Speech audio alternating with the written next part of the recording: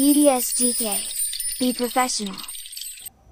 নমস্কাৰ প্ৰিয় শ্ৰোতা দৰ্শক আপুনি নিশ্চয় জানে ছুইডেন দেশৰ এজন ব্যক্তি নাম আলফ্ৰেড নোবেল ছুইডেনৰ এই বিশেষ ব্যক্তিজনৰ নামতে নোবেল বঁটা প্ৰদান কৰা হয় 1896 চন দিন 10 ডিচেম্বৰ এই দিনটোত এইজন ব্যক্তিৰ পৰলোক প্ৰাপ্তি ঘটে আৰু 1901 চনৰ পৰা নোবেল বঁটা প্ৰৱৰ্তন কৰা হয় আহক আজি নোবেল বঁটা সম্বন্ধে আলোচনা কৰোঁ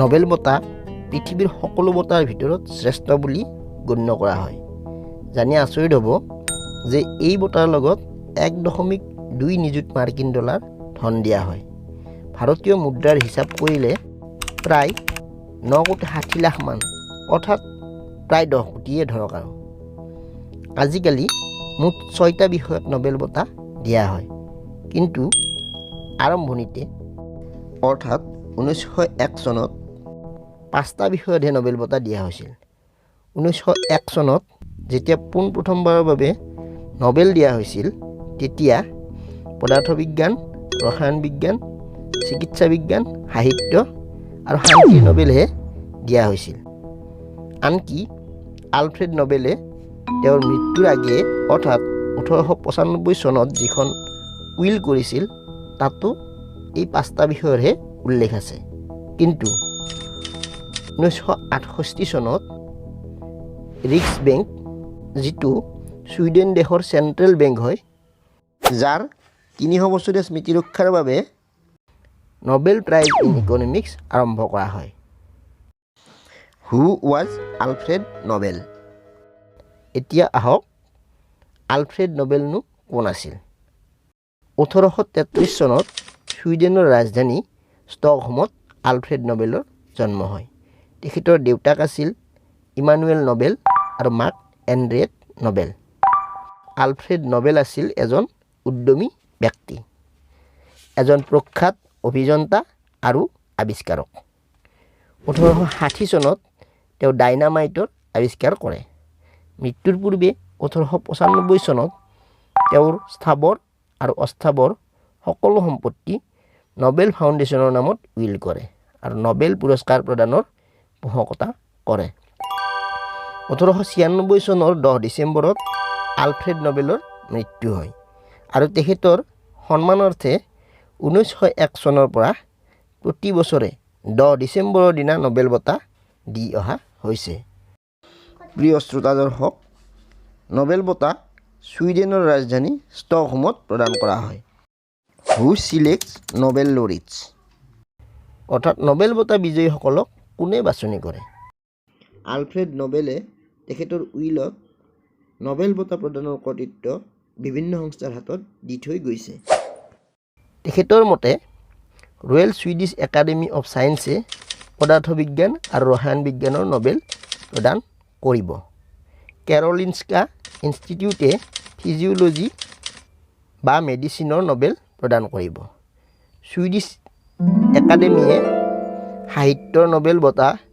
প্ৰদানৰ কৰ্তৃত্ব লাভ কৰে আৰু নৰৱেৰ সংসদে বাছনি কৰা এখন 5জনীয়া সমিতিয়ে শান্তিৰ নোবেলৰ বাবে প্ৰাৰ্থী বাছনি কৰে অৰ্থনীতিৰ নোবেল 1968 চনৰ পৰা প্ৰৱৰ্তন কৰা হয় আৰু ইয়াৰ অৰ্থ বহনকাৰী সংস্থা হ'ল ৰিক্স বেংক যিটো ছুইডেন দেশৰ চেণ্ট্ৰেল বেংক হয় তেখেতসকলে ইয়াৰ দায়িত্ব ৰয়েল ছুইডিছ একাডেমি অফ ছায়েন্সক প্ৰদান কৰে আহক এতিয়া দুবাৰকৈ নোবেল বিজয়ী ব্যক্তিসকলৰ বিষয়ে জানো দুবাৰকৈ নোবেল বঁটা বিজয়ী ব্যক্তি বৰ্তমানলৈকে মাত্ৰ 4জন প্ৰথমে 1903 চনত মেৰী কুৰীয়ে পদাৰ্থ বিজ্ঞানৰ নোবেল লাভ কৰিছিল তেখেতে পুনৰ 1911 চনত ৰসায়ন বিজ্ঞানৰ নোবেলো লাভ কৰিছিল দ্বিতীয়জন হৈছে লিনাছ পাউলিং তেখেতে ৰসায়ন বিজ্ঞানৰ নোবেল লাভ কৰিছিল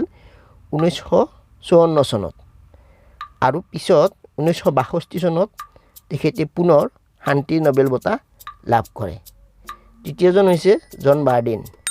তেখেতে ক্ৰমে 1956 আৰু 1972 চনত পদাৰ্থ বিজ্ঞান বিষয়ত নোবেল বঁটা লাভ কৰিছিল।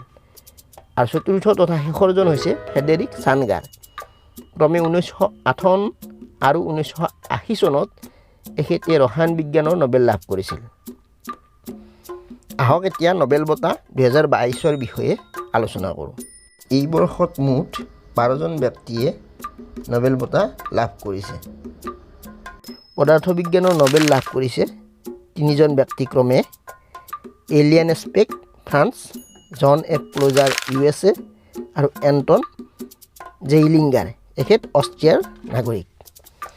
ৰসায়ন বিজ্ঞানৰ নোবেল বিজয়ীসকল হ'ল কেৰলিন আৰ বেৰ্টজি, এওঁ USA অৰ্থাৎ আমেৰিকাৰ নাগৰিক, মৰ্টেন মেলডেল ডেনমাৰ্ক আৰু কে বেৰী চাৰ্পলেছ USA। ইয়াৰ পিছত ফিজিঅ'লজি বা মেডিচিন বিষয়ৰ নোবেল লাভ কৰিছে ভান্তে পাবো, তেখেত ছুইডেন দেশৰ নাগৰিক। এই বৰ্ষৰ নোবেল ইন লিটাৰেচাৰ অৰ্থাৎ সাহিত্যৰ নোবেল লাভ কৰিছে এন্নি এৰ্নাকছে, তেখেত ফ্ৰান্স দেশৰ নাগৰিক।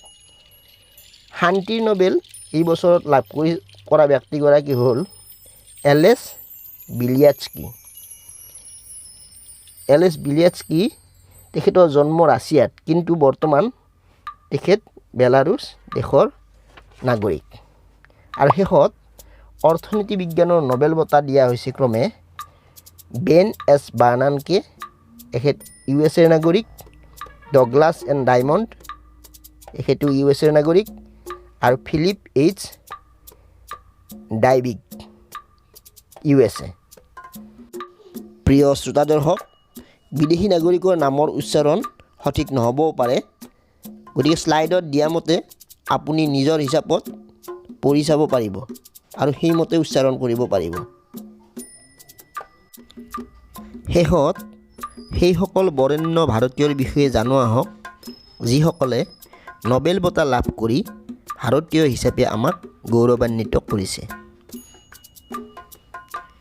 কবিগুৰু ৰবীন্দ্ৰনাথ ঠাকুৰ হৈছে প্ৰথম ভাৰতীয় ব্যক্তি যিয়ে 1913 চনত সাহিত্য বিষয়ত নোবেল বঁটা লাভ কৰিছিল। অৱশ্যে তেখেত নোবেল লাভ কৰা এছিয়া মহাদেশৰো প্ৰথমজন ব্যক্তি। গীতাঞ্জলি নামৰ কবিতা পুথিখনৰ বাবে তেখেতে এই সন্মান লাভ কৰিছিল। দ্বিতীয়তে 1930 চনত চন্দ্ৰশেখৰ ভেংকট ৰমনে পদাৰ্থ বিজ্ঞান বিষয়ৰ নোবেল বঁটা লাভ কৰিছিল। হৰগোবিন্দ খুৰানাই 1968 চনত চিকিৎসা বিজ্ঞান বিষয়ত নোবেল লাভ কৰিছিল। 1979 চনত মাদাৰ টেৰেছাই শান্তিৰ নোবেল লাভ কৰি আমাক গৌৰৱান্বিত কৰিছে।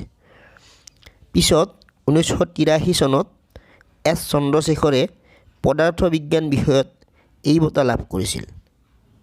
ভাৰতৰ অমৰ্ত্য সেনে অৰ্থনীতি বিষয়ত 1998 চনত নোবেল লাভ কৰিছিল। কৈলাশ সত্যাৰ্থী শান্তিৰ নোবেল লাভ কৰা দ্বিতীয়জন ভাৰতীয়। তেখেতে 2014 চনত এই বঁটা লাভ কৰিছিল। আৰু শেহতীয়াকৈ 2019 চনত অভিজিত বেনাৰ্জীয়ে অৰ্থনীতিৰ নোবেল লাভ কৰিছে। ভিডিঅ'টো শেষলৈ চোৱাৰ বাবে আপোনাক বহুত বহুত ধন্যবাদ। আৰু ভিডিঅ'টো যদি ইনফৰ্মেটিভ লাগিছে তেতিয়াহ'লে চেনেলটো ছাবস্ক্ৰাইব কৰিব আৰু বেল আইকনটো বজাই দিব, যাতে পৰৱৰ্তী ভিডিঅ'ৰ ন'টিফিকেশ্যন আপোনালোকে পাই থাকিব পাৰে। ধন্যবাদ।